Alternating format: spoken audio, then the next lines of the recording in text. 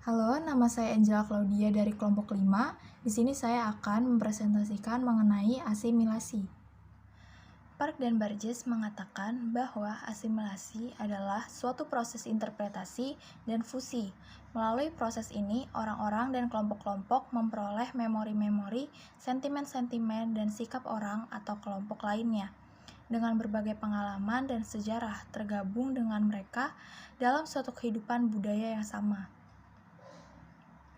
Definisi dan pemaknaan asimilasi itu mencerminkan adanya relasi antara dua kelompok, di mana satu kelompok sebagai komunitas pribumi yang biasa dominan dan mayoritas dengan satu kelompok minoritas yang biasanya merupakan komunitas atau individu pendatang atau imigran. Dalam kondisi seperti ini, biasanya kelompok minoritas secara bertahap akan kehilangan identitas dirinya. Dalam proses reduksi identitas, di saat asimilasi berlangsung, menurut Giobu dapat memunculkan dua kemungkinan akibat dari asimilasi, yaitu 1. Kelompok minoritas kehilangan keunikannya dan menyerupai kelompok mayoritas. Dalam proses itu, kelompok mayoritas tidak berubah. Dan yang kedua, kelompok minoritas dan kelompok mayoritas bercampur secara homogen.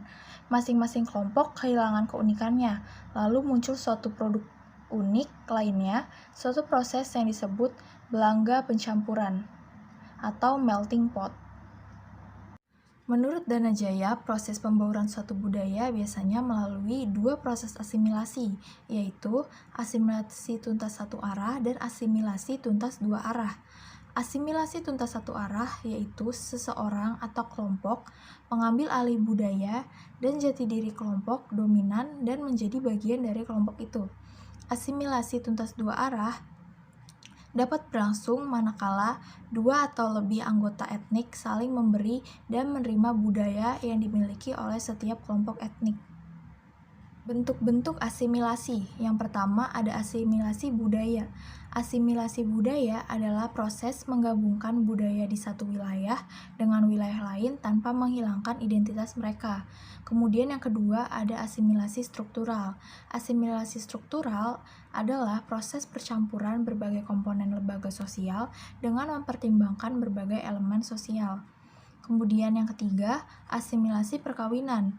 Kombinasi persatuan dua orang yang saling mencintai adalah bentuk ekspresi cinta dan saling cinta yang telah memutuskan untuk hidup bersama. Keempat, ada asimilasi agama. Asimilasi agama adalah kerjasama yang terjadi pada keyakinan yang berbeda. Yang kelima, ada asimilasi linguistik. Asimilasi linguistik adalah proses percampuran komponen bahasa yang digunakan oleh masyarakat dalam kehidupan sehari-hari. Keenam, asimilasi arsitektur. Asimilasi arsitektur adalah konstruksi bangunan atau area yang dijalankan oleh masyarakat untuk membantu mereka mencapai kehidupan mereka.